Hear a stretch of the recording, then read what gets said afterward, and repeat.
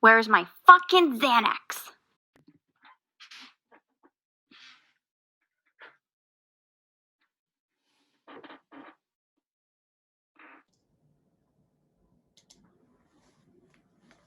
Chet. Miss Reed! Hi, how are you doing? Let's skip the small talk and niceties, shall we? I have people to meet and chat with, and I hear that you're writing a television show. Well, yes, I apologize. Pen Magzoom, was it? Or are they your protege? Let's not play these games. You would rather keep your anonymity, that's fair.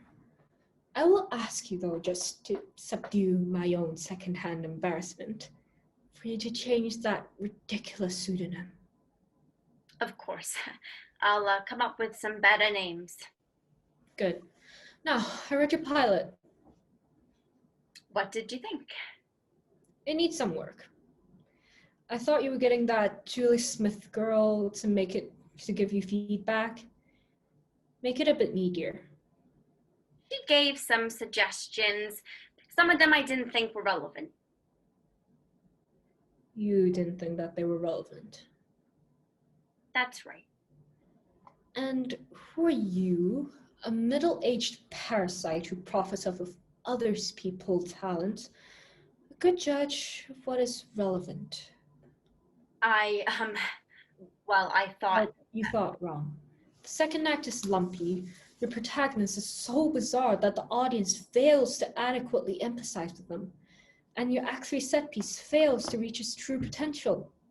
Trim the fat and sustain the pace of your, admittedly, excellent opening. Then come back to me. So you like the idea? Another piece of entertainment about the type of people who make said type of entertainment?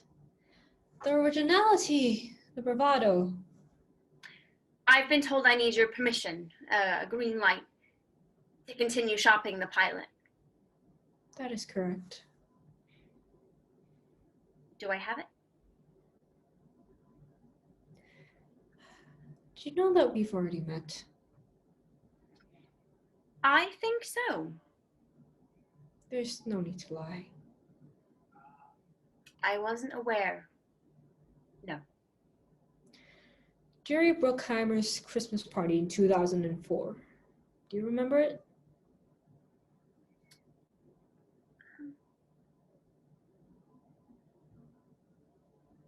No. I didn't think so. You were drunk and high, on the verge of a blackout. You had just made a big score. In the same quarter, 3 of your clients had booked jobs in various big blockbusters, and another was in line for an Academy Award nomination. 15% never looked so good, now did it? I was celebrating. It was going to be a good year. You stumbled your way up to me and asked me what my name was. I responded with, "That's none of your business."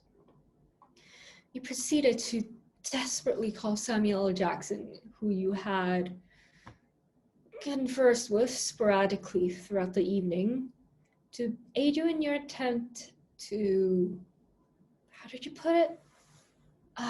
Right. Make sure that I never chatted that motherfucking donkey bullshit to the most powerful person in Hollywood ever again. I doubt you remembered the look on Samuel's face when he realized who you were talking to. But I did. Found you later, head in the toilet bowl, crying. I pitied you. Hardly my finest hour. You could say that again. Still, I didn't like your arrogance, your attitude. It was so unfortunate when those projects' fundings fell through, and that drink driving charge that got leaked, which ended your client's Academy Award dreams. But I think you always knew that wasn't just bad luck. It was sobering. We make products, Chet. We package them and sell them with stunning bone structure and 50 kilowatt smiles. We have that in common, you and I.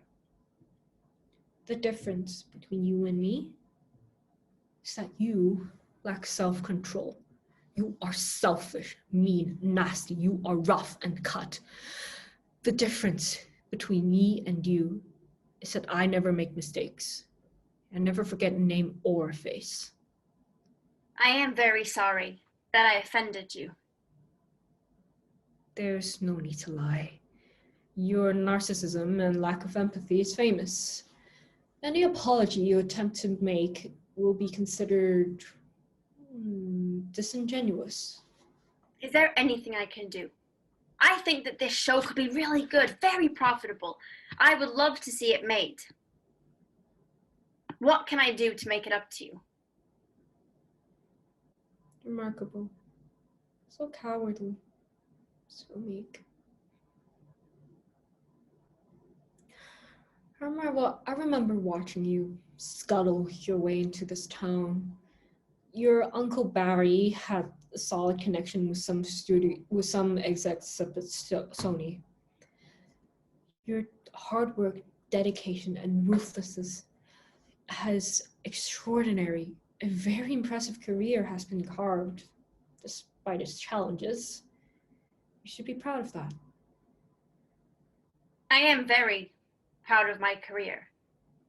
But I know that this idea is good, actually good.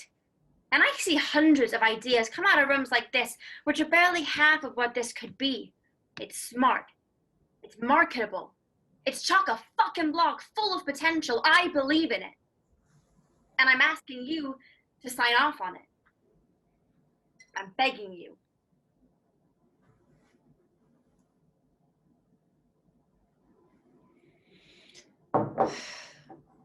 Before I can, I need you to do some things for me. Your client, the young Englishman, James Wright, I want him on The Great Dictator 3D. Sweeten him, cajole him, threaten him. I don't care how it's done. Just make sure that it is. Okay. Can I ask why? I'm sure you could. It is, however, above your pay grade and your knowings. If you do hear it, it won't be from me. Okay. I can do that.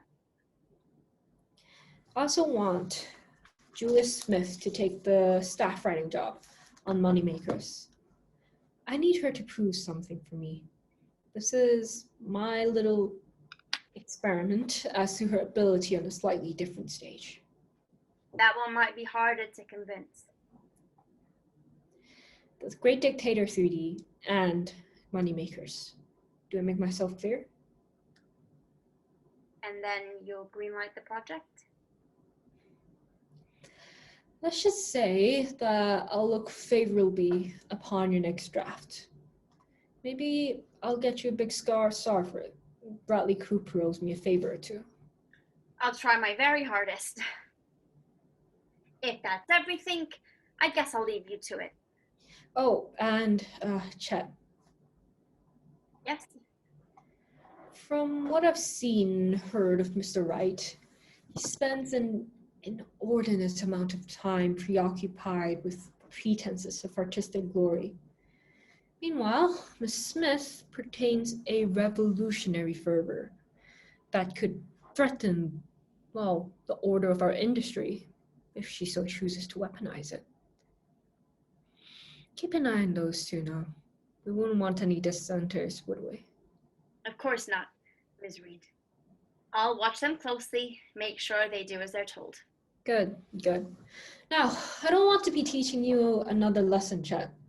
If you'll excuse me, I have a meeting with the president-elect. Wasn't the establishment just wonderful? Thank you very much for your help.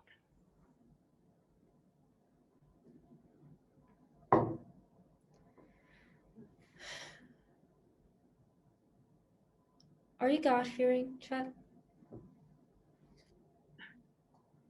No? You should be.